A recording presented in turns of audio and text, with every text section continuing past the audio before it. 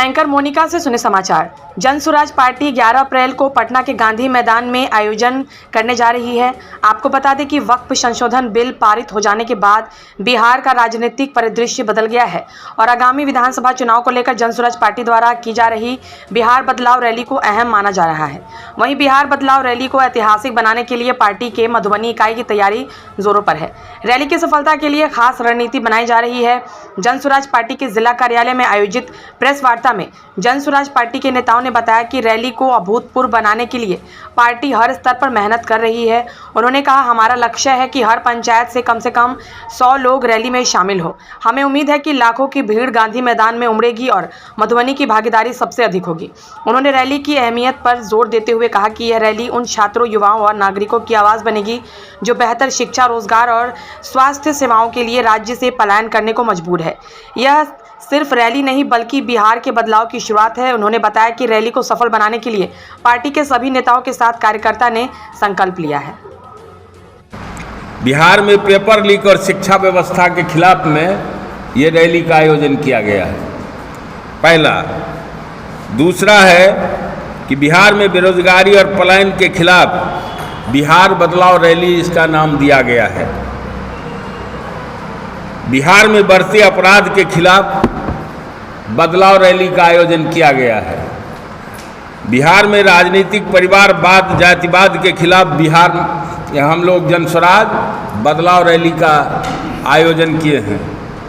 बिहार में स्वास्थ्य व्यवस्था के खिलाफ भी हम लोग इसका आगाज ही सुनिए हो रहा है।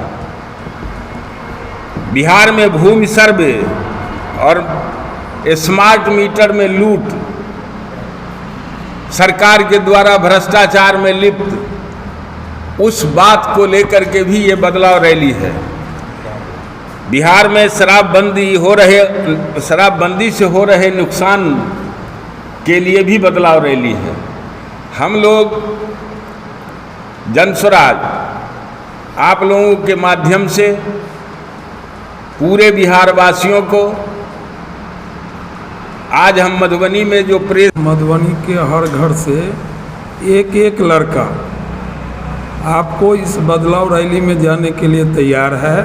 और इधर जो हम लोग जितने लोग हैं, चाहे जो भी पदाधिकारी लोग हैं या जन स्वराजी हैं, वो उनको लाने का, ले जाने का सारा व्यवस्था कैसे होगा उस पर हम लोग मीटिंग करके सब तय कर लिए हैं। क्या लग रहा है कि 11 तारीख को रैली है और आप लोग मधुबनी से कितने की संख्या में लेके जा रहे हैं? पूरा पटना में एक भी जगह ऐसा नहीं मिलेगा जहां मधुबनी का लोग नहीं मिलेगा। हम आप लोग को आमंत्रित करते हैं कि आप 11 तारीख को आइए, वहाँ देखिए कि क्या जनसैलाब होगी, मधुबनी की सहभागिता क्या रहेगी, वो आपसे छुपा हुआ नहीं रहेगा। 30 से 40 आप कम से कम 30 से 40 हजार लोग यहाँ से जाएंगे। देखिए, वक्फ संशोधन बिल पारित हो गया है, ऐसे में बिहार का जो राजनीतिक परिदृश्य है बदल गया है। ठीक उसके बाद आपका बदलाव नहीं है, तो क्या फर्क पड़ेगा? कोई फर्क नहीं पड़ेगा। यहाँ जो बिहार को बदलाव चाहते हैं, जो शिक्षा युक्त बिहार देखना चाहते हैं, जो भ्रष्टाचार मुक्त बिहार देखना चाहते हैं, जो यहाँ बिहार को बदलते हुए देखना चाहते हैं, वो सब जग गए हैं।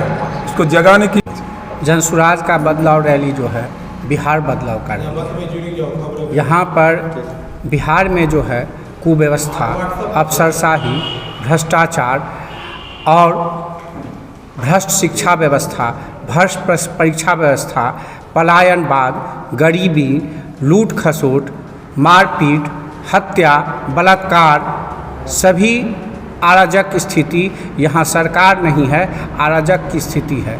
मुख्यमंत्री बीमार हैं, विधानसभा में कोई ये काम नहीं हो रहा है, यहाँ पे कोई दिशा निर्देश नहीं हो रहा है।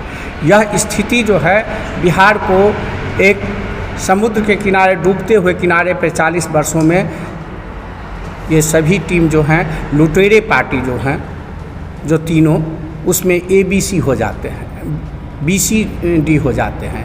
एक बनते हैं घूसखोर, एक हैं भ्रष्टाचारी, और उनके कोई B होते हैं, कोई C होते हैं। कभी B में भाजपा होते हैं, कभी B में राजद होते हैं। और ये लूट खसोट भय के आतंक पे बिहार चला रहे हैं। इसके प्रति बदलाव है और यहाँ का सर्वे है जो 50% आदमी बदलाव के पक्ष में सी वोट। देश में लोग सर्वधर्म समभाव के रास्ते चलेंगे या देश में एक सांप्रदायिक शक्ति का बोलबाला होगा। ये अभी चेहरा राजनीतिज्ञों का, हर पार्टी का एक बेनकाब हुआ है और इस चीज़ को प्रशांत जी बखूबी बता रहे हैं कि देखिए हमने जो कहा वो सही सामने आया। लोगों को लग रहा था कि नीतीश जी इस बिल का विरोध करेंगे, लोगों को लग रहा था कि नायडू इस पर का विरोध करेंगे, लोगों को लग रहा था इस पर एनडीए की सरकार गिर जाएगी, लेकिन हुआ क्या? ढाक के 3 पार।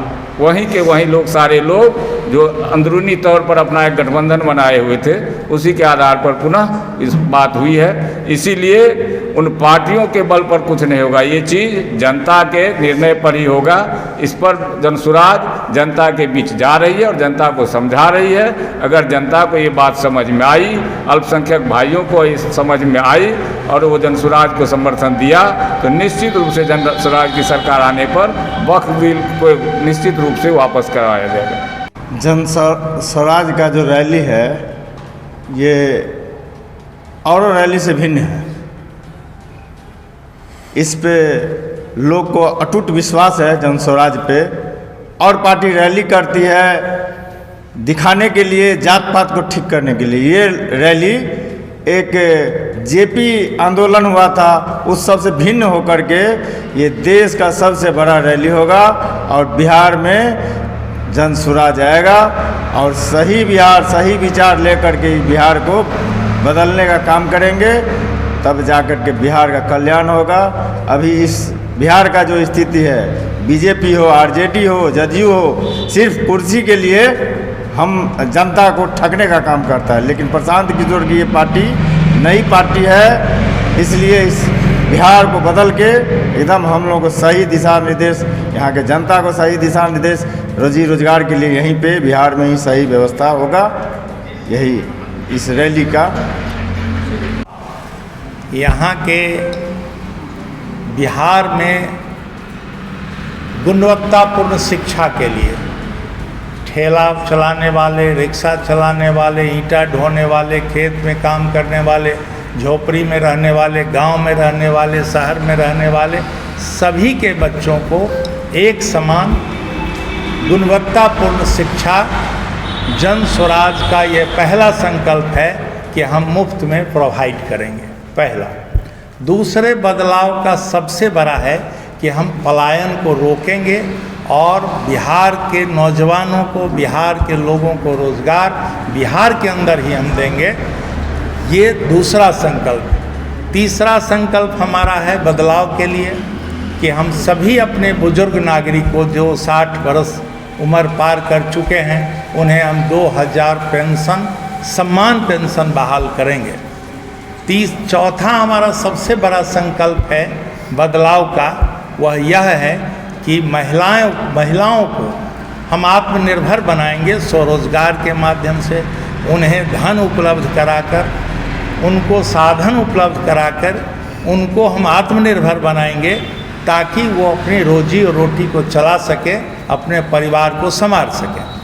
और पांचवा सबसे बड़ा कि हमारा बिहार आज भी खेती पर आधारित है और बाढ़ रौदी से हम डूबते रहे।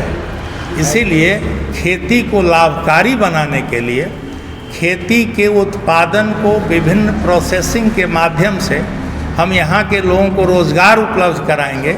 मंडी के माध्यम से उनके तमाम उत्पाद को खरीद कर उन्हें लाभकारी मूल्य हम देंगे, एमएसपी देंगे। और बाढ़ में जो हमें पानी बर्बादी का कारण बनता है उसको हमें स्टोर